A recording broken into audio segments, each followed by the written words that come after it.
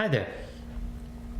This is going to be a short video because I'm really only going to hit on one important topic. And that important topic is metering modes. Now you might say, well, what's the big deal? We just kind of leave it in whatever mode it's in and so be it. Well, that may be true, and that may be true of a lot of people, but let's take a look at what modern cameras have to offer. First of all, most modern cameras, their default mode is what is sometimes called evaluative metering. It's sometimes called matrix metering. Again, it depends on the company and what they decide to call their product. But the fact is that this is a metering system that does more than just measure light. Basically, a light meter simply measures light. And what it tries to do is average everything out to what's called 18% gray. Now, 18% gray is basically the moderate tone we get from many of the things around us in nature. However, everything is not going to look good at 18% gray. Snow, for instance, is far whiter than that. If you take a picture of snow, your meter reads it as 18% gray, it will underexpose. If you take a picture of something black and the meter reads it as 18% gray, so it results in overexposure. So what do? Well, let's go through the modes. First of all, as I said, matrix metering or evaluative metering does not merely measure light. What it does instead is this. It measures the light from all over the screen. So all over the screen, every area, it measures some light. Now some of them have a number like 16 areas, some have 100, over 100, maybe 150 or more. So what does it do with all this information? Well, basically it builds a map of the screen and then looks it up. In its algorithms, it has a bunch of presets based on what it perceives to be the scene that you are trying to photograph. So it will look at it and say, well, this looks like a typical landscape with a foreground, a mountains in the background, bright sky. So we're going to expose for that. Now, that's good because most of the times it's right. That's not so good because occasionally it's very wrong. And the other thing about it, since it is interpreting, it is not always consistent. I mean, it may look at very similar scenes, but because of a slight variation in them, it might read them as being something completely different. And that is why there are lots of professional photographers and advanced amateurs who will not use the matrix metering mode because they find it's too inconsistent. All right, so what's the next step from there? Well, then we have center weighted averaging. Now, pure averaging was used in a lot of early cameras with meters. Pure averaging basically took everything on this screen that the camera saw and averaged it all out.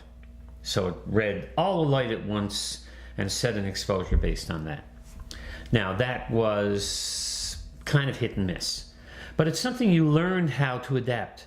So you pointed your camera in different directions, you took different meter readings, you decided which one would be most appropriate for your image, and then you took the picture. Center weighted meant that mostly it looked at the center of the screen, which made it a little more discerning and a little easier to pinpoint exactly what you wanted properly exposed. So center weighted was a substantial improvement over this average metering. Now, you take something like an old K1000 Pentax, and it was mostly averaging. It gave a slight amount of extra thought to the center, but mainly it was just an averaging meter. You take something like a Nikon F3, one of the greatest photojournalist 35mm cameras, and it had a center weighted averaging meter. So it put most of the weight on the center and the edges it's sort of considered. Now, since this is a more discerning system, it can be more accurate. But again, using your exposure lock, pointing at the subject that you want properly exposed, making sure that there aren't extremes in the background, like extremely bright or extremely dark, that's going to throw off the exposure. And you can then get a reasonably good exposure and go ahead and take your picture. As a result, it was far more involved on the part of the photographer. It required you to be more involved with the process. You had to determine what the best exposure was going to be. Many of the cameras at that time also had exposure compensation if they were automatic. If it was an automatic camera, if it was an automatic aperture or an automatic shutter, then you had an exposure compensation dial that allowed you to over or underexpose by 2 or 3 stops. Learning how to use that meant that you could be far more effective at metering a scene. Well, let's move on. By far the most demanding, the most difficult system to use, but probably the most accurate, is spot metering. Now, why am I saying spot metering is more accurate? Because it will take into account a very small part, like just the very center of the image. It will take that area and it will measure the light from that area.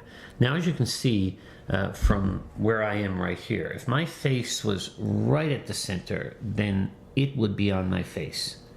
And since you know that typical, white male skin is probably maybe slightly brighter than the neutral 18% gray, then you could quickly adjust your exposure and get it very accurate. At the same time, you can actually average things out by taking several readings from different points, like a dark area, a bright area, a fairly neutral area. Take all those and average them out. So you'd see what each reading was and you'd say, okay, this one right here reads as an F2. This reads as an F8. This over here reads at about F4. So if I go, say 4 to 5.6, this is going to be a bit dark. This shouldn't be too grossly overexposed, and this should look okay. So you can actually figure that out. But notice that involved working it out yourself. The camera didn't do it. So what's the issue with spot metering? First of all, you had to be very careful to meter on the spot. It's not something that you can do necessarily very quickly.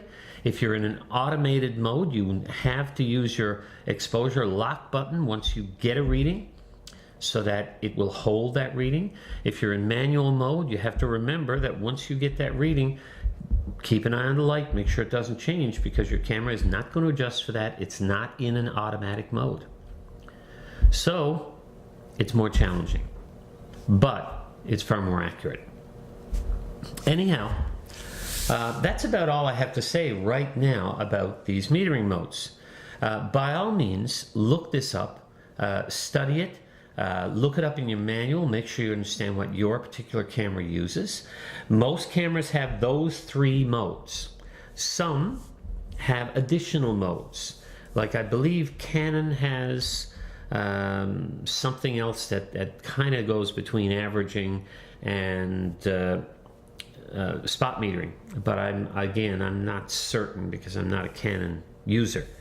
I know that Olympus has a highlights and shadows feature where it does spot metering, and if you spot meter on a shadow, it will make everything dark like that shadow, so you can get moody dark portraits. If you spot meter on, if you set it on highlights and you spot meter on the brightest thing, it will make sure that that goes to white and that everything else is then as close as possible. So that's a little additional twist to the system. But again, make sure that you understand just how the systems work and which one works best for you. Meanwhile, if you leave it on matrix metering and just make sure that if it's out in the snow, dial in maybe one stop of exposure compensation. If it's a stage show with a dark curtain behind it, then dial back at least one stop. So at least a -1. And take a look at your results. If you're close, then you know how to work with that. But as I said, the issue with matrix metering is that it's not always consistent. Well, folks, if you got anything from this video and you liked it, then give it a like. If you want to see more of my videos, by all means subscribe. And of course, if you want to share this video, please do. Well, bye for now.